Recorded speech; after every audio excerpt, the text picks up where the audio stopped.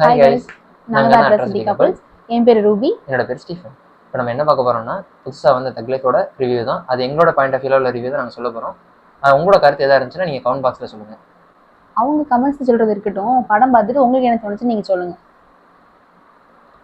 இப்போ நான் யாரை பற்றி ஆரம்பிக்கிட்டேன்னு நீ சொல்லு. நான் ஒருத்தர் அவங்கள பற்றி படத்தில் ஒருத்தரை பற்றி. டேரக்டர் மணிரத்னம் தானே? மணிரத்னம் சாரை பற்றி பேசிடலாமா? அவங்கள பற்றி பேசிடலாமே. ஆக்சுவலாக மணிரத்னம் சாரோட படம் எப்படி இருக்குன்னா, அந்த படத்தை பார்க்கும்போதே ஒரு யாரும் எடுக்காத படம் அவரை மட்டும்தான் எடுக்க முடியுங்கிற மாதிரி இருக்கும். கண்டிப்பா. ஏன்னா இப்போ ராவணன் படமா இருக்கட்டும், அதுக்கு முன்னாடி உள்ள பழைய படங்களா இருக்கட்டும், எல்லா படமுமே தனித்துவமா இருக்கும். அந்த மாதிரி படம் இங்க இப்ப யாருமே எடுக்கிறது இல்லை. இப்ப அந்த படம் மாதிரி நினைச்சு போய் பார்த்தோம்னா அந்த மாதிரி படம் இப்ப இங்க இல்லை. ஃபுல்லாவே நமக்கு ஒரு ஏமாற்றம் தான். கரெக்டா? படத்தோட கதையை சொல்றீங்களா இல்ல சீன்ஸ் சொல்றீங்களா? சீன்ஸா பார்க்கும்போது சினிமோட்டோகிராஃபி அதுதான் ஃபர்ஸ்ட் இம்பார்ட்டன்ஸ். எல்லா இடத்துலயுமே சினிமோட்டோகிராஃபிக்கு வந்து மணிரத்னம் சார் இம்பார்ட்டன்ஸ் கொடுப்பாங்க. கரெக்டா? ஆனா அந்த சீன்ஸ் எல்லாமே கரெக்டா வந்துருச்சு. ஆனா டைரக்ஷன் அந்த இடத்துல கோட்டையை விட்டாங்க. எந்த இடத்துலயுமே ஒரு கதை வந்து ஒரு கோர்வையா இல்லை. அதனால அந்த படத்தை வந்து நமக்கு புரிஞ்சுக்க முடியல, லேக் ஆகுது. ஃபுல்லாவே லேக் ஆகுது. நம்ம ஃபர்ஸ்ட் ஹாஃப் வந்து ஃபுல்லா லேக் ஆகுது. செகண்ட் ஹாஃப் வந்து பார்த்தோன்னே ஒரு திருப்தி இருக்கும்னு நினைச்சு நம்ம வெயிட் பண்ணி பார்த்தோம்னா செகண்ட் ஹாஃப் டோட்டலாவே லேக் ஆயிடுச்சு. அதனால என்னமோ நமக்கு படம் பார்க்கும்போதே அந்த ஒரு விறுவிறுப்பே இல்லாம போயிடுச்சு. ஓகே, டைரக்ஷனை பத்தி சொல்லிட்டேன். அப்போ கமல் சாரோட ஆக்டிங் எப்படி இருந்துச்சு? கமல் சாரோட ஆக்டிங் சொல்ல வேணும், உலக நாயகன்னு சொல்றாங்க. அவரோட ஆக்டிங் நல்லா இருக்கு. ஆமா, ஆக்டிங் நல்லா இருக்கு. நம்ம அந்த ஆக்டிங்கை பார்த்துட்டே இருக்கும்போது திடீர்னு அப்பப்போ இந்தியன் 2 வந்துட்டு போன மாதிரியே எனக்கு லைட்டா இருந்துச்சு. இவரு கேங்ஸ்டர் ஆச்சு, ஆனா கேங்ஸ்டர் இல்லாம வீட்டுக்குள்ளே என்ன பண்ணிட்டு இருக்காருன்னே எனக்கு ஒரு டவுட். வீட்டுக்குள்ளேயும் அவர் வந்து அது சொல்லக்கூடாது, ஸ்பாயிலர் ஆயிரும். ஸோ அவரோட ஆக்டிவிட்டிஸ் வந்து கேங்ஸ்டரை தாண்டி வேற ஏதோ படத்துல அவர் பண்ணிட்டு இருக்காருன்னு எனக்கு தோணுச்சு. அவர் கேங்ஸ்டர்னு காமிக்கிற மாதிரி எந்த சீனுமே ஸ்ட்ராங்கா இல்லை.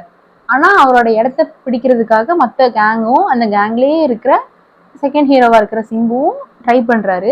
பட் ஏன்பா ட்ரை பண்ணணும்ன்ற லெவலுக்கு ஆயிடுச்சு. வந்து கேங்ஸ்டர்னு சொல்றாங்க படத்துல, ஆனா ஒவ்வொரு சீன்லயும் கேங்ஸ்டர் காட்டுற சீன்லயே சிம்பு தான் பெர்ஃபார்ம் பண்ணிட்டு போற மாதிரி எனக்கு தெரியுது. ஏன்னா கமல்ஹாசன் சார் வந்து ஒரு ஃபைட் சீன்ல ஒரு கார்ல சேஸ் பண்ற சீன் வருது. அந்த சீன்ல சிம்பு கிட்ட வந்து கமல் சார் வந்து பயந்து ஒரு ஸ்பீச் கொடுக்காரு. நீ இல்ல எனக்கு சாபத்தை காமிச்சிட்டாங்க அப்படிங்கிற மாதிரி ஒரு சீன் வருது. ஸோ அந்த சீனை பார்க்கும்போது ஒரு கேங்ஸ்டர் இந்த மாதிரி ஒரு வார்த்தை சொல்லும் போது அந்த இடத்துல அந்த கேங்ஸ்டருக்கு உண்டான பவரே போயிருது.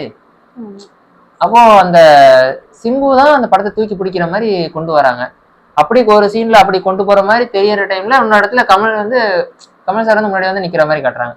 யார டாப்ல வைக்கிறாங்கன்னு, யார ஃபாலோ பண்றதுனே நம்மளுக்கு தெரியல. ஆமா, அப்படி இருக்கும்போது படம் ஸ்டோரி ஸ்ட்ராங்கா இருக்கான்னு கேட்டா அதுவும் இல்ல. சரி, இது கமல் சார் ஆக்டிங்கோட பிளஸ் மைனஸ் என்னன்னு பாத்துட்டோம். இப்போ சிம்பு சார் கிட்ட உங்களுக்கு என்ன பிடிச்சது, எது பிடிக்கல சொல்லுங்க. சிம்பு வந்து படத்துல காமிச்ச எல்லா போர்ஷனுமே நல்லா இருந்துச்சு. இன்ட்ரோ சீனா இருக்கட்டும், படத்துல உள்ள ஃபைட் சீனா இருக்கட்டும், எல்லாமே நல்லா காமிச்சிருந்தாங்க. அதை தவிர்த்து அவர்கிட்ட குறை சொல்றதுக்கு வேற எதுவுமே எனக்கு பெருசா தெரியல. அவங்களுக்கு காமிச்சதும் பிடிச்சிருந்துச்சு, ஆனா கதையோட ஒத்து போகல. அது டைரக்ஷன் எல்லா இடத்துலயுமே வந்து மைனஸ் தான். ஓகே, சிம்புக்கு யார் பேர் அப்படின்றது உங்களுக்கு தெரியுமா? ஆனா அவங்களுக்கு தெரியாதுல்ல, அதுதான் சஸ்பென்ஸ். அதை நீங்க பார்த்து தெரிஞ்சுக்கோங்க. அது நாங்க சொன்ன ஸ்பாயிலர் ஆயிரும். அப்புறம் கதையோட ஹீரோயின்னு சொல்ல முடியாது, கமல் சாரோட ஒய்ஃபா நடிச்சிருக்காங்க அபிராமி. அவங்கள பத்தி என்ன சொல்லணும்னா, அவங்களுக்கு என்ன ரோல் கொடுத்துருக்காங்களோ அது கரெக்டா பண்ணிட்டாங்க. ஆனா அவங்களுக்கு நடிக்கிறதுக்கு இதுக்கு மேல ஸ்பேஸ் கொடுத்துருந்தா நல்லா இருந்திருக்குமே அப்படின்னு எனக்கு பர்சனலா தோணுச்சு. ஏன்னா அவங்க நடிச்ச பல படங்கள் நம்ம பார்த்துருக்கோம். விருமாண்டி, கமல் சார் அண்ட் அபிராமியோட காம்போ பார்த்துருக்கோம். அதுல எந்த அளவுக்கு அவங்க நடிச்சிருக்காங்க. ஆனா இந்த இடத்துல வந்து அவங்க ஏன் படத்தை இவ்வளவு டம்மியா நீங்க யூஸ் பண்ணீங்க அப்படின்ற மாதிரி. அந்த இடத்துல நான் ஒன்று சொல்றேன். அபிராமி மேம்க்கு ஸ்பேஸ் கொடுக்காத காரணம் என்னன்னு உங்களுக்கு தெரிஞ்சிருக்கும். நீங்க படம் பார்த்தீங்கன்னா உங்களுக்கே புரிஞ்சிருக்கும். அது என்னன்னு சொல்லி தெரிஞ்சா கமெண்ட்ல சொல்லு. படத்துல இன்னொரு ஹீரோயினும் இருக்காங்க. யாருன்னு சொல்லு. இன்னொரு ஹீரோயின் த்ரிஷா மேம்.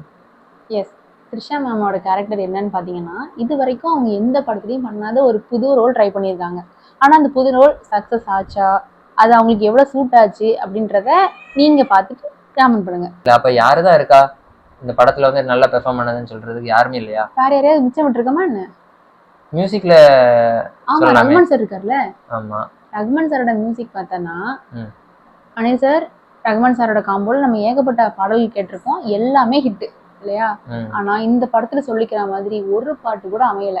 கொஞ்சம் ஓகே ஆவரேஜ்ன்ற மாதிரி ரகத்துல எது வரும்னா சிங்கிச்சான் பாட்டு வந்துச்சு, அது நல்லா சிங்கிச்சான் கூட ஆவரேஜ் தான். அவரோட பழைய பாட்டெல்லாம் பாத்தீங்கன்னா அந்த பழைய பாட்டோட ஸ்டைல்லயே ஒரு சில பாடல்கள் வர்ற மாதிரி எனக்கு பாட்டு ஃபீல் ஆச்சு. ட்ரெண்டாச்சேப்பா, நீ இப்படி ஆவரேஜ்ன்ட்ட ஒரே வார்த்தையா? ட்ரெண்டாச்சு, நான் ரொம்ப எக்ஸ்பெக்ட் பண்ணேன். ஆனா வீடியோ சாங்ல ஒரு லிரிக்ஸ் கொண்டு வராங்க, ஆடியோல ஒரு லிரிக்ஸ் கொண்டு வராங்க. பர்சனலா அது எனக்கு வந்து நான் வைப் பண்ணதோட கனெக்ட் ஆக முடியல. எனக்கு தக்லீஃப் படத்துல பிடிச்ச பாட்டுன்னா சிங்கிச்சான் சாங் நல்லா இருந்துச்சு, விண்வெளி நாயகன் கொஞ்சம் பிடிச்சிருந்துச்சு. இது போக படத்துல மற்ற சாங்ஸ் எங்க வருதுன்றதே என்னால ப்ரிடிக்ட் பண்ண முடியல. எல்லாமே சீன்ஸோட சேர்ந்து வந்ததால என்னால மியூசிக் என்ஜாய் பண்ண முடியல. சிம்புக்கு ஒரு சாங் கொடுத்திருந்தாங்கல்ல, ஒரு ரேப் சாங் கொடுத்திருந்தாங்க, பட் அது கூட எனக்கு படத்துல எங்க வந்துச்சுன்னு தெரியலங்க. சிம்போட இன்ட்ரோ சீன்ல அந்த சாங் வந்துச்சு, அந்த சீன்ல மட்டும் அத கொஞ்சம் நல்லா இருந்த மாதிரி எனக்கு தோணுச்சு. மத்த இடத்துல எங்கேயுமே அந்த இடத்த சாங்க கேட்க முடியல. சோ நான் சாங்ஸ் கேட்கும்போது அது பேக்ரவுண்ட் ஸ்கோர் நினைச்சு அதை ஸ்கிப் பண்ணிட்டேன். இன்னொன்னு சாங்னு தெரியல, பி ஒரு சாங் பாடினாங்க, ஆனா அந்த சாங் படத்துல வந்துச்சானே எனக்கு தெரியல. நீங்க எது நோட்டீஸ் பண்ணிருந்தீங்கன்னா அதையுமே நீங்க பார்த்து அந்த பாட்டு படத்துல எங்க வருதுன்றதை நீங்க சொல்லுங்க. அதுக்கப்புறம் விண்வெளி நாயகா சாங் வந்து படத்தோட கடைசியில வச்சிருக்காங்க. விண்வெளி நாயகாங்கிறதுக்கான சம்பந்தமே அந்த பாட்டுக்கும் அந்த படத்துக்கும் சம்பந்தமே இல்லை. அந்த சாங் வந்து ஸ்ருதிஹாசனே பாடியிருக்காங்க அவங்க அப்பாவுக்காக, அதெல்லாம் ஓகே. அதை ஸ்டேஜ்ல பெர்ஃபார்ம் பண்ண வரைக்கும் நமக்கு நல்ல கூஸ்பம்ஸ் ஆச்சு. அது எப்போ அந்த படத்துல நான் பார்த்தனோ எந்திரிச்சு வெளியே வந்துட்டேன். ஏன்னா படம் முடிஞ்சிருச்சு, எப்படா வெளியே போலாங்கிற மைண்ட்ல இருந்தனால எந்திரிச்சு போயிருப்பேன். அது வேற விஷயம். அந்த சீனே நான் சொல்லிடுறேனே, தோட்டத்துல வேஷ்டி கட்டி மடிச்சுக்கடி நிக்காரு, நின்றுட்டு இருக்கும் போது விண்வெளி நாயகான அந்த மியூசிக் வருது. எப்படி அந்த படத்துக்கும் அந்த பாட்டுக்கும் மேட்ச் ஆகும்? வேற வழி இல்ல, நம்ம பாட்டு எடுத்துட்டோம், இந்த இடத்துல வச்சிருவோம் அப்படின்னு வச்சிருக்காங்க. படத்துல அந்த சாங்கை திணிக்கணும்னு திணிச்சிருக்காங்க. அதுவும் படம் முடியும் போது சொல்லியிருக்காங்க. அதுக்கப்புறம் அந்த படம் என்ன நடந்துச்சுன்னு எனக்கு தெரியல, மேபி சீன் இருந்திருக்கலாம், பட் நாங்க அதோட கிளம்பி வந்துட்டோம். இதுதான் தக்லீஃப் படத்தோட எங்க பாயிண்ட் ஆஃப் ரிவ்யூ. நீங்க படம் பார்த்துட்டு உங்களோட தாட்ஸ் என்னவா இருந்தாலும் எங்களுக்கு கமெண்ட் பண்ணுங்க. இதுக்கப்புறம் வேற ஏதாவது ஒரு படத்தோட ரிவ்யூவோட நாங்க உங்களை மீட் பண்றோம். Until then, bye from Ruby, Stephen Raj.